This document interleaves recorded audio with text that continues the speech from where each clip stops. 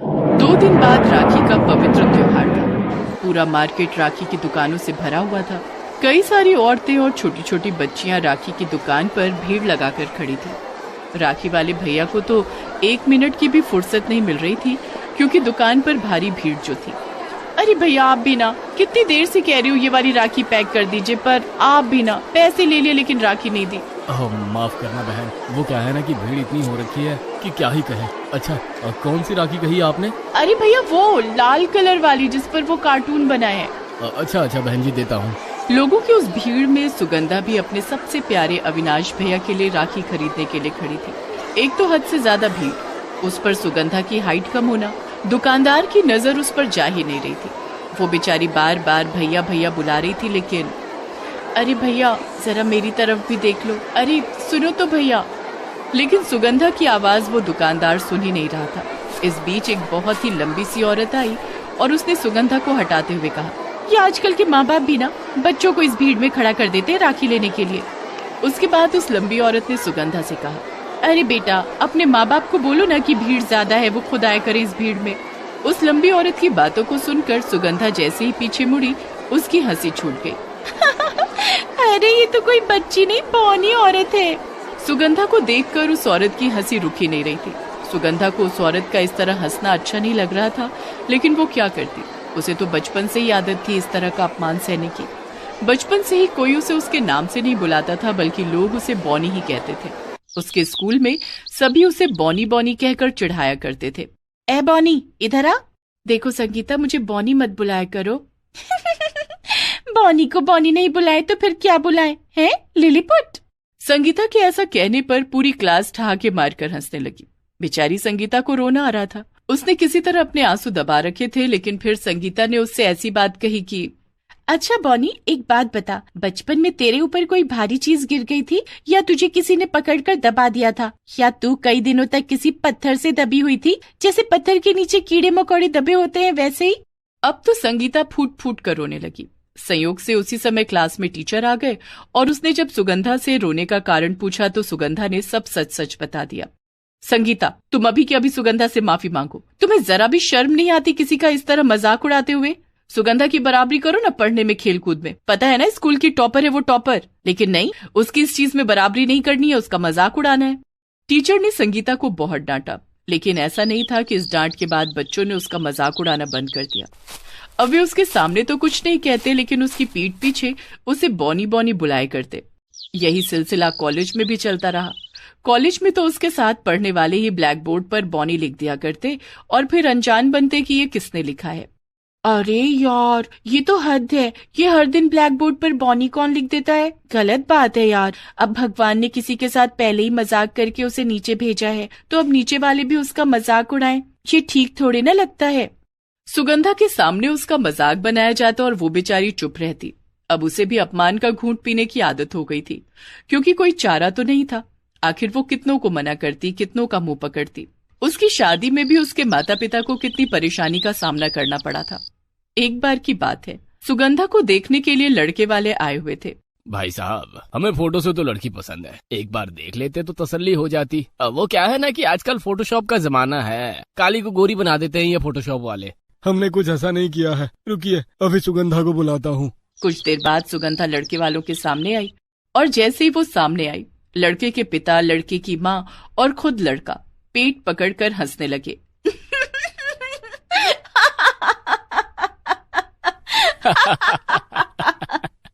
ये क्या है अंकल जी, आपकी बेटी तो शुरू ही नहीं हुई कि खत्म हो गई। सुगंधा का एक बार फिर से बहुत अपमान हुआ। भाई साहब इस तरह का मजाक हमारे साथ कर दिया तो कर दिया, और किसी के साथ मत करना, नहीं तो आपको भी जूते पड़ेंगे और आपकी बेटी को भी। अंकल जी आपकी लड़की बौनी है, इसके लिए कोई बौना लड़का ढूंढिए, क्योंकि कोई नॉर्मल लड़का तो इससे शादी करने से रहा, और अगर नॉर्मल के इंतजार में रहे तो फिर इस जन्म में तो आपकी बेटी की शादी होने से रही। ये कहकर लड़के वाले खिलखिलाते हुए वहां से निकल गए। सुगंधा के पिता उसकी शादी को लेकर हमेशा टेंशन में रहते। सुगंधा जब अपने पिता की हालत देखती तो उसे रोना भी आता और खुद पर गुस्सा भी। वो अपने भगवान के पास खड़ी हो जाती और उनसे रो रो कर शिकायत करती। बहुत अच्छा लगता है ना भगवान, सब मेरा मजाक उड़ाते हैं, मेरे परिवार का मजाक उड़ाते हैं। मुझे लगता है कि सब सही कहते हैं। तुमने ही तो पहला मजाक मेरे साथ किया जो मुझे ऐसा बनाकर धरती पर भेजा। सुगंधा का बड़ा भाई अविनाश भी अपनी बहन की शादी के लिए चिंतित रहता था। वो सुगंधा को बहुत मानता था, बहुत प्यार करता था। एक दिन स्कूल में उसके सामने किसी ने सुगंधा को बॉनी कह दिया था, तो उसने उसकी खूब पिटाई कर दी थी। तब सुगंधा ने कहा था कि भैया आप किस किस की पिटाई करेंगे, यहाँ तो सब मुझे बॉनी ही बुलाते हैं। अरे मेरे सामने जिसने भी तुम्हें बॉनी बोला ना, उसकी मैं हड्डी पसली एक कर दूंगा। तू दुनिया में सबसे अच्छी बहना है, फूलों का तारों का सबका कहना है, 1000 में नहीं करोड़ों में मेरी बहना है। हाँ। एक दिन अविनाश सुगंधा के बारे में सोचते हुए ऑफिस में बैठा हुआ था। तभी उसके ऑफिस का ही बेस्ट फ्रेंड विक्रम उसके पास आया और उससे पूछा कि क्या बात है, शक्ल पर 12 क्यों बजा रखे हैं? कुछ नहीं यार, वैसे ही। अच्छा, कुछ नहीं होने पर तो तू ऐसी शक्ल नहीं बनाता है। दोस्त देख, तू मेरा बेस्ट फ्रेंड है, बता, बिंदास होकर बता, शायद मैं तुम्हारी कुछ मदद कर सकूं। तब अविनाश ने विक्रम को अपनी बहन सुगंधा के बारे में बताया, जिसे सुनकर विक्रम ने कहा देख यार, पता नहीं तुझे ये कैसा लगेगा, लेकिन मेरे घर वाले मेरी शादी के लिए लड़की देख रहे हैं। अगर तेरी नजर में मैं सुगंधा के लिए फिट हूँ तो मैं तैयार हूँ उससे शादी करने के लिए। सच में यार, तुमने तो मेरी सारी टेंशन दूर कर दी। लेकिन दोस्त, मैं चाहता हूँ कि तू एक बार सुगंधा से मिल ले। उसकी कोई जरूरत तो नहीं है, लेकिन तू कहता तो ठीक है। अविनाश ने अपनी हामी भर दी। सुगंधा से मिलकर विक्रम तो उसका फैन हो गया, और होता भी क्यों ना, इतना टैलेंट था उसमें, इतनी शांत स्वभाव की थी वो। उसने उससे शादी कर ली। सुगंधा को अपने ससुराल में भी अपनी सास और ननद से ताने सुनने पड़ते थे। एक दिन जब सभी लोग डाइनिंग टेबल पर बैठकर खाना खा रहे थे, तभी अरे भाभी, वो किचन से जरा अचार की बोतल ले आना। क्या सुधा, ये किससे कह रही हो तुम अचार की बोतल लाने के लिए? हाँ, तुम्हें तो पता है ना कितने ऊपर रखी है बोतल, इसे वहां तक पहुंचने में शाम हो जाएगी, शाम। ये कहकर दोनों हंस पड़े। सुभद्रा को बुरा तो बहुत लगा, लेकिन वो चुप रही। अपने अपमान की बात वो कभी भी विक्रम से नहीं बताती, उल्टा वो अपनी सास और ननद का पूरा ध्यान रखती। बहरहाल राखी का दिन आ गया था। आज भी विक्रम की माँ और बहन सुगंधा पर टोंटबाजी कर रहे थे। माँ, विक्रम भैया को पता नहीं इसके भाई ने क्या खिलाया था कि वो इस बॉनी से शादी करने के लिए मचल उठे। वही तो मेरी भी समझ में नहीं आता। इसका भाई दिखता तो है सीधा साधा, लेकिन है बहुत बड़ा शातिर। कुछ तो उसने जुगत लगाई होगी, नहीं तो इस बॉनी से शादी कौन करता। सुगंधा बेचारी ये सब ना चाहते हुए भी सुन रही थी, लेकिन उस दिन संयोग से ये बातें अविनाश ने भी सुन ली, क्योंकि वो सुगंधा के घर राखी बंधवाने पहुंच गया था और वो गेट पर खड़ा था। उसे ये सब सुनकर बहुत गुस्सा आया। जब वो घर के अंदर आया तो सुगंधा भागकर उसके पास गई। उस समय उसकी आंखों में आंसू थे। क्या बात है, तू रो रही थी क्या? अरे नहीं भैया, वो आपको देखा तो खुशी के आंसू आ गए। देख बहन, तू मेरे से छोटी है, इसलिए मुझसे मत छुपा, क्योंकि जितना छिपाना था वो तुमने छिपा लिया। सुगंधा की सास और ननद वहीं खड़े ये सब सुन रही थीं, और उनकी ओर देखते हुए अविनाश ने कहा, माताजी माफ करिएगा, लेकिन आप ये बताइए कि हम सबको किसने बनाया है? भगवान ने, और किसने? मतलब ये दुनिया, काले गोरे लोग, लंबे नाटे लोग, सभी को ईश्वर ने बनाया है। हाँ, कोई शक है क्या? ना, तो फिर उनकी बनाई चीज का अपमान करके आपको नहीं लगता कि आप भगवान का अपमान कर रही हैं, उन्हें नीचा दिखा रही हैं? अविनाश की बातों को सुनकर सुभद्रा और सुधा का सिर शर्म से झुक गया। क्या आपको मेरी बहन ने कोई तकलीफ दी? क्या आपने जो कहा उसने नहीं सुना? कभी भी आपका अपमान किया? गोल्ड मेडलिस्ट है मेरी बहन, कराटे में ब्लैक मेडल है मेरी बहन, पेंटिंग, ड्राइंग, कुकिंग में कितने अवार्ड जीते हैं उसने, लेकिन आपको वो नहीं दिखता, केवल इसकी हाइट दिखती है। वो ये बोल रहा था, तभी ऊपर वाले कमरे से निकलकर विक्रम आया और बोला, माँ, सुधा, मुझे नहीं पता था कि तुम लोग सुगंधा के साथ इस तरह का व्यवहार कर रहे थे। अरे किसी ने कोई जादू नहीं किया मुझ पर, मुझे सुगंधा पसंद आई, इसलिए मैंने उससे शादी की। क्योंकि माँ, आपने ही तो सिखाया था ना कि दुनिया में रूप की नहीं गुण की पूजा होती है। फिर आप अपनी शिक्षा कैसे भूल गईं? सुधा और सुभद्रा को अपनी गलती का एहसास हो चुका था। उन्होंने सुगंधा से माफी मांगी। सुगंधा की वो राखी हमेशा के लिए यादगार राखी बन गई, क्योंकि उसके भैया ने उसकी सास और ननद की आंखें खोल दी। ये कहानी है सरला और उसकी 7 साल की बेटी चुनमुन की। सरला एक अमीर सेठ के यहाँ नौकरानी का काम करती है। राखी के त्योहार के दिन की बात है। माँ, मुझे भी ले चलना अपने साथ, आज तो मेरी छुट्टी है, आज राखी भी है, मैं यहाँ घर पर क्या करूँगी? बड़े साहब के यहाँ खाने को आज अच्छी अच्छी चीजें मिलेंगी ना? तभी बाहर से कुत्ते के भौंकने की आवाज आती है। ले, तू अकेली कहाँ है? तेरा शेरू है ना, वो आ गया। सरला ये बोल ही रही थी कि शेरू उनकी झोपड़ी के अंदर आ जाता है और चुनमुन के साथ खेलने लगता है। क्यों रे बदमाश, रात को कहाँ चला गया था? मैं तो तुझे कितना ढूंढ रही थी। चल, मैं तुझसे बात नहीं करूंगी। चुनमुन ये कहकर शेरू से अपना मुंह फेर लेती है। इसके बाद तो जिस तरह कोई इंसान दूसरे को मनाता है, वैसे ही शेरू उसे मनाने की कोशिश करता है। अब वो बोल तो कुछ सकता नहीं है, इसलिए कभी भौंकता है तो कभी अपनी पूंछ हिलाता है। कुछ देर बाद तो सच में उसकी आंखों में आंसू आ जाते हैं, जिसे देखकर। अरे तू भी न शेरू, चल चुप हो जा, मैं तो मजाक कर रही थी। चुनमुन ने ये कहकर शेरू को गले से लगा लिया और उन यादों में खो गई जब शेरू को वो घर लेकर आई थी। एक दिन जब वो और उसकी माँ पटरी वाले रास्ते से होकर घर की ओर लौट रहे थे तो उन्होंने देखा था कि एक छोटा सा पिल्ला पटरी के बीच में फंसा हुआ है। वो वहां से बाहर निकलने की कोशिश कर रहा था, लेकिन निकल नहीं पा रहा था। दूसरी ओर उसी पटरी पर एक ट्रेन आ रही थी। पिल्ला बेचारा डर के मारे कूं कूं कर रहा था। चुनमुन ने यह देखा तो उसके हाथ पैर फूल गए। उसने अपनी माँ से कहा कि माँ, वो पिल्ला, वो छोटा सा मासूम पिल्ला, देखो कैसे पटरी के बीच फंस गया है, मुझे उसको बचाना होगा। सरला कुछ कहती उसके पहले ही चुनमुन भागकर उस पिल्ले के पास गई। तू घबरा मत, मैं तुझे कुछ नहीं होने दूंगी। चुनमुन पटरी के बीच फंसे उसके पैर को निकालने की कोशिश करने लगी। दूसरी तरफ से ट्रेन नजदीक आती जा रही थी। कुछ भी हो सकता था, लेकिन ठीक वक्त पर उसने पिल्ले का पैर बाहर निकाल दिया और उसके बाद ट्रेन उस पटरी से गुजर गई। हे भगवान, तेरा लाख लाख शुक्रिया, इसकी जान बच गई। ट्रेन के गुजरने के बाद वो पिल्ला चुनमुन की गोद में ऐसे दुबक गया जैसे कोई बच्चा अपनी माँ की गोद में दुबकता है। उस दिन से वो पिल्ला, जो अब बड़ा हो चुका है, वो चुनमुन के साथ ही रहता है। चुनमुन ने ही उसका नाम शेरू रखा है। बहुत दोस्ती थी दोनों में। बहरहाल सरला काम पर जाने के लिए निकलने लगी तो एक बार फिर से चुनमुन ने कहा, माँ ले चलना मुझे भी। अच्छा चल, ज्यादा दिमाग मत खा। सरला के ये कहने पर चुनमुन की आंखों में खुशी की चमक आ गई। अब चुनमुन जाती तो शेरू कहाँ पीछे रहता, वो भी उसके साथ चल पड़ा। रास्ते से गुजरते हुए उसे कई राखी की दुकान दिखी। कई ऐसे लोग भी दिखे जिसने हाथों में राखी और माथे पर तिलक लगा रखा था। कई लोग मिठाई की दुकान में भी खड़े थे। माँ, एक राखी मुझे भी खरीद देना। क्या चुनमुन, बेकार की जिद मत कर, तू किसे बांधेगी राखी, तेरा कोई भाई तो है नहीं। माँ खरीद देना। देख, मुझे पहले ही देर हो चुकी है, आज मालकिन ने जल्दी बुलाया था, तू और देर मत कर।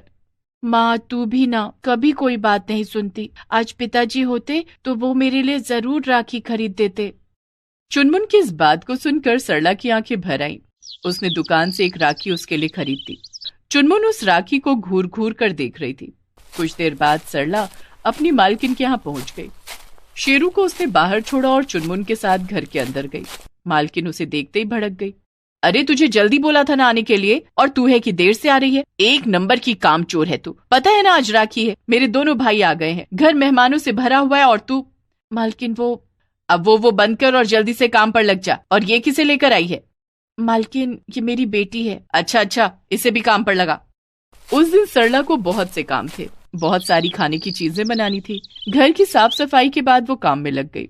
चुनमुन भी उसकी मदद करने लगी। चुनमुन जब सब्जियां काट रही थी तभी मालकिन का 5 साल का बेटा विक्की वहां आया। वो चुनमुन को घूर घूर कर देखने लगा। चुनमुन भी उसे देखकर मुस्कुराने लगी तो वो उसके पास आ गया। कौन हो तुम? क्या तुम मेरे साथ खेलोगी? आज मेरे साथ कोई नहीं खेल रहा, सभी बिजी हैं। हाँ खेलूंगी ना, पर पहले ये सब्जियां तो काट लूं। नहीं, पहले मेरे साथ खेलो। ये कहकर विक्की चुनमुन का हाथ खींचने लगा। चुनमुन ने अपनी माँ की ओर देखा तो सरला ने कहा, जा खेल ले इसके साथ। चुनमुन और विक्की साथ खेलने लगे। खेलते खेलते विक्की चुनमुन को अपना घर भी दिखाने लगा।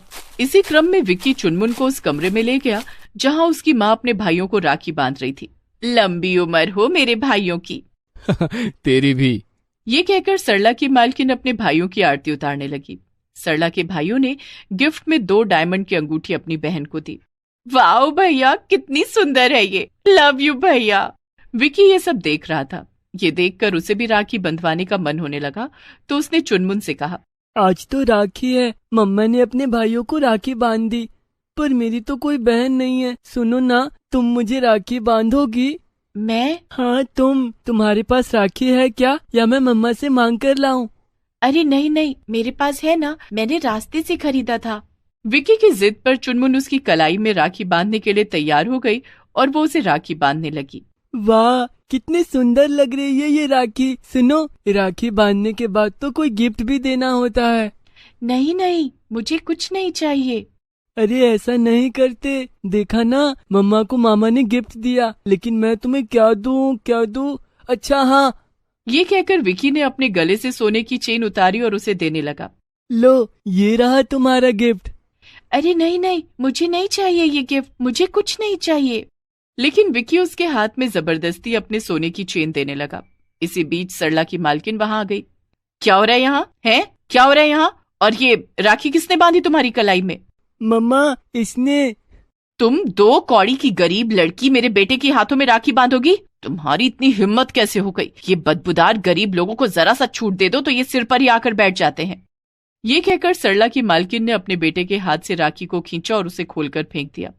इस बीच उसकी नजर अपने बेटे के सोने की चेन की ओर थी। जब उसने ये देखा तो ओह माय गॉड, ये देखो, 2 कौड़ी की राखी बांधकर ये लड़की मेरे बेटे की सोने की चेन ले रही थी।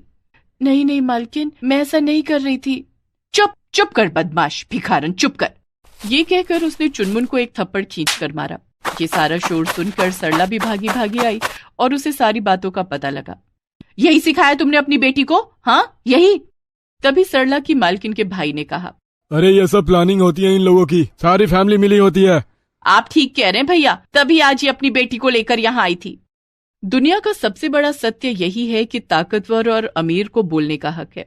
आप उनका विरोध नहीं कर सकते हैं। सरला और चुनमुन यही कर रही थी, लेकिन तभी कुछ ऐसा घटा कि वहां का सारा नजारा बदल गया। 4-5 नकाबपोश लोग सरला की मालकिन के घर में घुस आए। उन्होंने शायद कई दिनों से इस घर में लूट का प्लान बना रखा था। सभी लोग अपने हाथ ऊपर कर लो और हमें अपना काम करने दो। और एक बात, हमें ज्यादा सवाल जवाब पसंद नहीं है, इसलिए फालतू के कोई सवाल हमसे मत पूछना, नहीं तो अंजाम बुरा होगा। कौन हो तुम लोग? इस घर में कैसे घुसा है? मैं पुलिस को फोन करती हूँ अभी। क्या मैडम, ऊपर जाने की जल्दी है क्या आपको? हैं? अभी कुछ बोला, उसे सुना नहीं क्या? कान तो सही है ना? अगर नहीं है तो सुन लो, हमें अपना काम करने दो, हमसे कोई सवाल मत पूछो। सरला के हाथों में जो हीरे की अंगूठी थी, बदमाशों ने पहले वो छीनी और फिर उससे तिजोरी की चाबी मांगकर वहां से सारा रुपया पैसा निकालने लगे। इस बीच पता नहीं विकी के मन में क्या आया। उसने मम्मी का मोबाइल देखा, उसने वो मोबाइल उठाया और मम्मा, पुलिस को फोन कर दो। नकाबपोश बदमाश जो अपने काम में बिजी थे, विकी की इस हरकत पर उन्हें बहुत गुस्सा आया। उन्होंने पिस्तौल निकाली और उस पर गोली चला दी, लेकिन इस बीच चुनमुन गोली और उसके बीच आ गई। चुनमुन ने विकी की जान तो बचा ली, लेकिन गोली उसके सीने में लग गई। आह! चुनमुन जमीन पर गिरकर तड़पने लगी। बाहर खड़े शेरू ने जब चुनमुन की आवाज सुनी तो वो भागता हुआ वहां आया, और जब उसने अंदर का नजारा देखा तो सभी बदमाशों पर उसने भागते हुए हमला कर दिया। बदमाश अचानक से इस हमले के लिए तैयार नहीं थे। अरे ये कुत्ता कहाँ से आ गया? अरे कोई बचाओ! अरे छोड़ो मुझे, ये क्या कर रहे हो? अरे मेरा हाथ छोड़ो! अरे मुंह पर काट लिया है, बचाओ! शेरू ने उन बदमाशों की हालत पस्त कर दी। इस बीच सरला की मालकिन ने पुलिस और एम्बुलेंस दोनों को फोन कर दिया। पुलिस तुरंत वहां पर आ पहुंची और उन बदमाशों को गिरफ्तार कर लिया। उसके बाद वे सभी चुनमुन को लेकर अस्पताल पहुंचे। उसकी हालत बहुत सीरियस थी। डॉक्टर साहब, जितने पैसे लगते हैं मैं देने को तैयार हूँ, लेकिन इस बच्ची की जान बचा लीजिए। देखिए मैम, जान पैसों से बचती तो कोई अमीर आदमी मरता नहीं, हम पूरी कोशिश करेंगे। ऑपरेशन थिएटर के बाहर शेरू और विकी भी भगवान से प्रार्थना कर रहे थे। उनकी दुआ काम आई और चुनमुन की जान बच गई। सरला की मालकिन को अब सब कुछ पता चल गया था। उसने चुनमुन और सरला से माफी मांगी और फिर मालकिन ने चुनमुन के हाथों में एक राखी दी और कहा कि बेटा तुम ये विकी को बांध दो। मेम साहब, मुझे 2 राखी चाहिए, एक विकी के लिए, एक शेरू के लिए। उसके बाद चुनमुन ने दोनों को राखी बांधी। हैप्पी रक्षाबंधन दोस्तों।